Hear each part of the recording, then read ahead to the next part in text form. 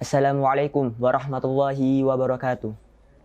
Innal hamdalillah nahmaduhu wa nasta'inuhu wa nastaghfiruh wa na'udzu billahi min syururi anfusina wa min sayyiati a'malina. May yahdihillahu fala mudilla lahu fala hadiya lahu. Asyhadu an la ilaha illallah wa asyhadu anna Muhammadan abduhu wa rasuluh wa la ilaha illa nabiyyu ba'dah. Amma ba'du. Pertama-tama marilah kita panjatkan puja dan puji syukur kita kepada kehadirat Allah Subhanahu wa taala yang telah memberi kita nikmat sehat dan nikmat sempat dan lain sebagainya. Dan kedua kalinya kita panjatkan puja dan kita panjatkan puja dan puji syukur kepada baginda Nabi Muhammad sallallahu alaihi wasallam yang telah membawa kita dari zaman jahiliyah menuju zaman yang benderang ini. Dan yang kita nanti-nantikan syafaatnya di yaumil qiyamah akhir. Amin amin ya rabbal alamin. Baiklah, untuk kesempatan sekali ini saya akan bercerita membawakan sebuah kisah yaitu kisah sahabat Nabi. Kisah Sa'id bin Zaid. Beliau adalah salah seorang sahabat dari suku Quraisy.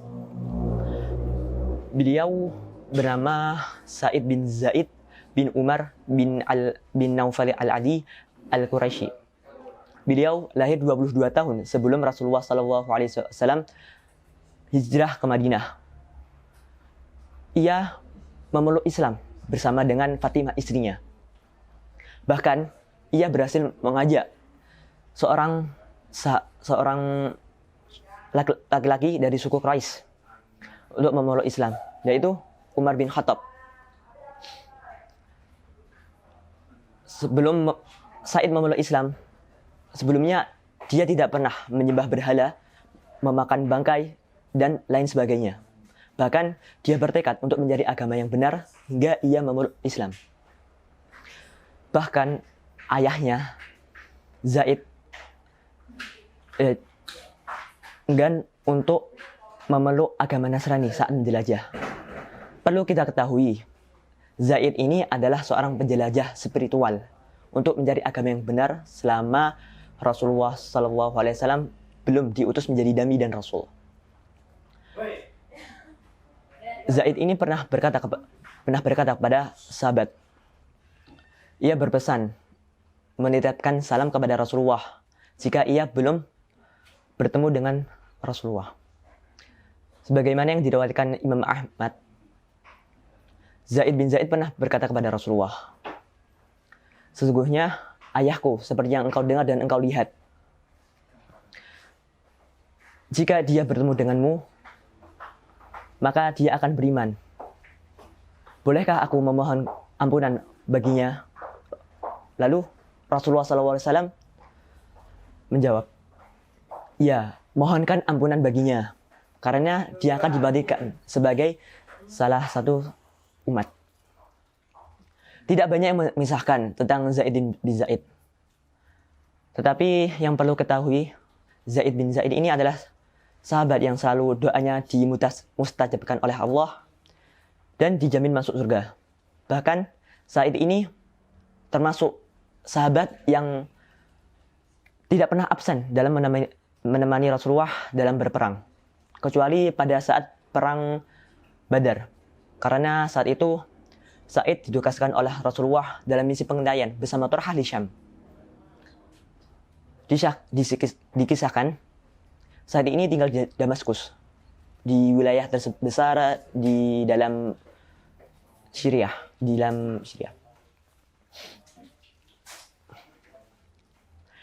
Ada seorang wanita, yaitu Urwah bin Uwais.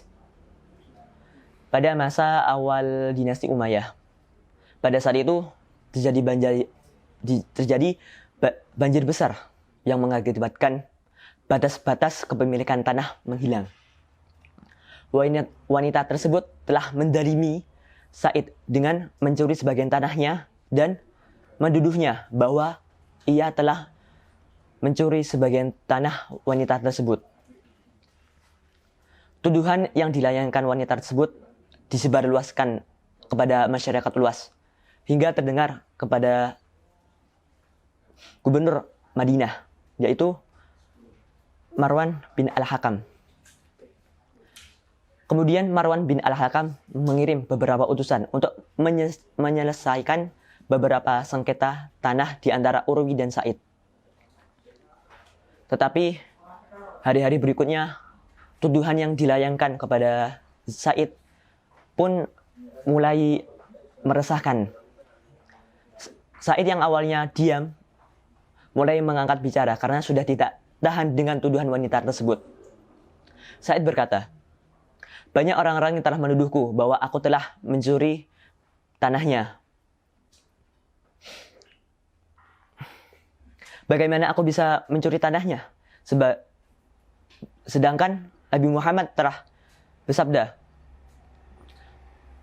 barang siapa yang mencuri sejengkal tanah dan milik orang lain dengan semena-mena, maka dia di akhirat akan dikalungkan dengan tanah 7 lapis dari bumi. Lalu Sa'id pun berdoa, ya Allah, wanita tersebut telah mendalimiku. Aku menuduhnya. Maka jika tuduhan tersebut benar, maka butakanlah kedua matanya dan ceburkanlah ke dalam sumurnya yang ia sengketakan kepadaku.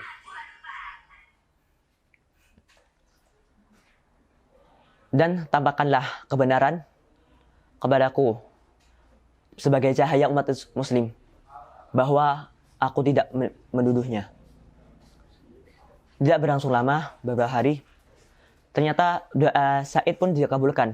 Kedua mata Urwi menjadi buta dan sumur menjadi tempat peristirahatan terakhirnya. Sa'id bercerita bahwa dia melihat wanita tersebut sedang meraba-raba tembok di rumahnya karena buta. Dan berkata, aku telah terkena doa keburukan yang diucapkan oleh Sa'id. Wanita tersebut berjalan di rumahnya dengan meraba-raba tembok karena buta. Dan ia tercebur ke dalam sumurnya.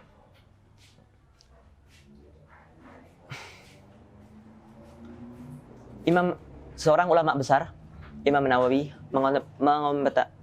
mengomentari kisah tersebut.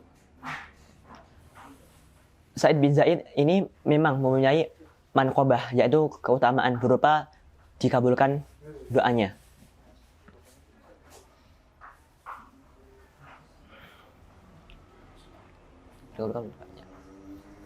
Dan dia menambahkan